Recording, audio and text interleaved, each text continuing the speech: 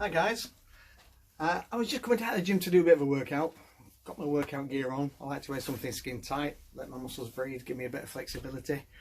But it started me thinking about things. I think about things all the time. I like to have a little think. And what I was thinking about was alphas, alpha males, the alpha of the species. And is alpha something that is actually needed?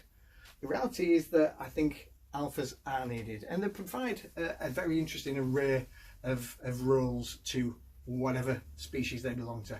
But if you're a pack animal of any kind, you live in a society or any kind of troop, whether you're a bee, a dolphin, an elephant, a chimpanzee, it doesn't really matter. You will probably have a leader. That leader might have got up there through various means, from brute force to just birthright. But somebody will be up there making the decisions. And somebody needs to be up there making the decisions. So why do we need an alpha? Largely because we need people to take us in the right direction. You know, choosing who to follow, like I said, that can come from different ways. If you're a stickleback fish, for example, then the stickleback fish will just follow the best looking stickleback fish. Now, the amount of times I've laid awake in bed thinking about how amazing my life would be if I was only a stickleback fish. Flip side, the honeybee queen. Honeybee queen is a much more brutal ascent to the throne, and the bees will typically create 6 potential queens. They will feed them on a special diet, they will grow them, and then these 6 will fight to the death. The strongest one is now the queen. It doesn't matter if they've got great leadership skills or great empathy. What matters is that this is the strongest one, and this is the one that is going to be laying eggs for the rest of her life to make sure that this colony is as strong as it can possibly be. So we need alphas for lots of reasons, and one of them is pure direction. Now, you've heard the saying that human beings are like sheep, and I think that's largely true. Now, they reckon that only 5% of people on the planet would go out and do the amount of work that needs to be done to the correct level every single day if nobody was going to check up on them. Just 5%. This 5%, you could probably say, are leaders. Yeah, you know, these are the leaders that can potentially become the alphas. But that means 95% of us are waiting to be told what to do, or waiting to have to know that we're going to be checked on before we'll take the appropriate action. So yes, we're a bit like sheep, and just like sheep, if you want to get a flock of sheep moving, you actually only need to get 5% of those sheep moving in any given direction before the rest of the sheep will just join in. And yes, there'll be the odd sheep at the bottom of the field with its foot stuck in a fence, and one at the other side with his head stuck in a bucket, and one at the bottom that's a little bit dopey and just hasn't got a clue what's going on, just like in life. But on the whole, the sheep will move when enough sheep move, and that is 5%.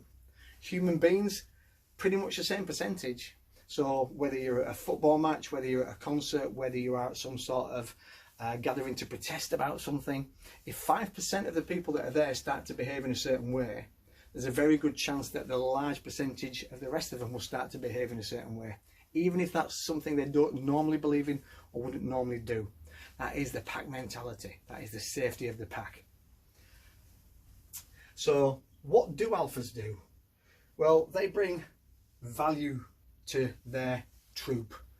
They also bring security to their troop. They're expected to be the first ones out there if any danger comes, to protect everybody else. They settle disputes. So if chimpanzees, for example, and chimpanzees are a good example, 98% DNA match with a human being. Some of the people that I've met during my lifetime, closer to 100% I would say, but 98% is close enough for us to figure out what we would behave like, yeah, in certain situations. So if there's a fight, then the alpha chimp will come in, break it up. If it's purely one bullying a smaller one, then it will comfort the smaller one. Yeah, it is an empathetic creature to a large extent, just like the human being is. It also is expected to know when to move on, where to find the food, to make decisions that impact the rest of that troop. It brings stability, it brings leadership, and that is what's needed. Otherwise, they would just flounder about, smacking the crap out of each other all day long. So it is an important role. And is it always the strongest that becomes the alpha? Again, let's go back to chimpanzees. Chimpanzees tend to have 2 routes that they follow. There is purely, I'm the strongest, do what I say, or I'm going to throw you out of this tree. And they're the ones that might not be completely the strongest, but they build really good alliances, good relationships, you know. And two pretty strong chimpanzees could probably get rid of one strong chimpanzee. So if you get the right alliances, you've got the right backup, you've got the right people behind you, you can ascend. It doesn't have to be the strongest. So with the human, certainly in business, it tends to just purely be the highest ranking. That highest ranking might have got there through various different methods. And there's one company that I worked at a few years ago, and the people that know me will know which company this is. It went through a buyout, and we'd done very well. We built the company up to a really, really good level. And then all these people came in that were brought in huge salaries, sure, very, very intelligent people. And some of them were very nice people. But the problem was they were at a very, very different level. They'd been brought in for this end game, but this business was still here. And what they didn't know how to do was to take this business from here to here. So they had lots of problems. A few of these people got sacked and left. And what happened was the business went back to the people that had got it to where it was in the first place and said, can you help us to move this forward again? So, these people then became the leaders, the alphas of their particular worlds. And it wasn't through brute strength, it was through necessity. It was through the necessity of skill set, not brute force. So what every alpha wants, what every leader wants really, is longevity. But in order to get longevity, you can't really do that just with brute force. The manager that will just come and absolutely brutalise you, you won't stay at that company. You'll organise a coup. Something will happen. If you want longevity, you need to try and win the hearts and minds, and you need to be empathetic to your people. So, what are the downsides of being this alpha, being the top of the tree? There's a couple of downsides. Stress. There tends to be a lot of stress up there, and some people handle that well, some people don't. Coup. There's every chance there's going to be a coup. Everybody seems to want your job, mainly because they don't understand exactly what it is, and probably don't want the stress when they get up there. But everybody wants your job, and there's expectation on you. Expectation that you will deliver and make the right decisions, protect the troop, move the troop. So there's a lot rests on being that alpha male at the top. So part of being an alpha male in nature means that you get certain perks. You get to eat first, you get to eat your fill, you get to have the best sex, you get to be groomed all the time, you get all these good things that happen to you, and that then makes you one of the strongest. It gives you the most belief because people look up to you and admire you.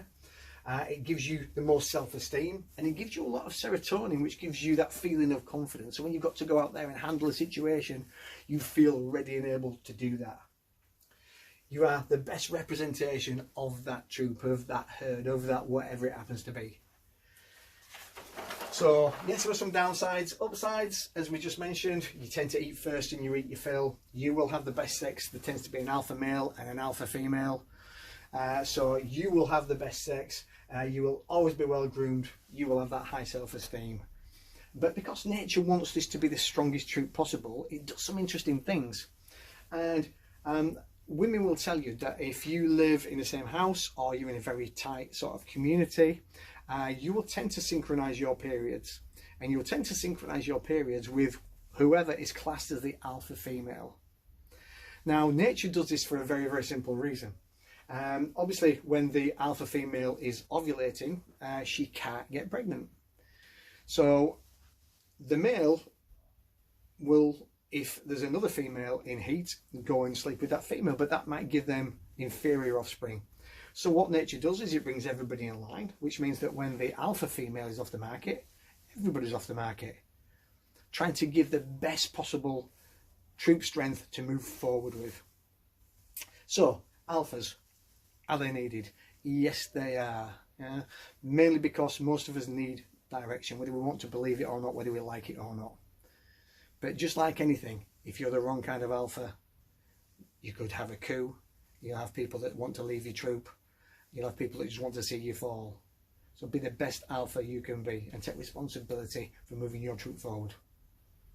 Best of luck with your troops, guys. Thank you.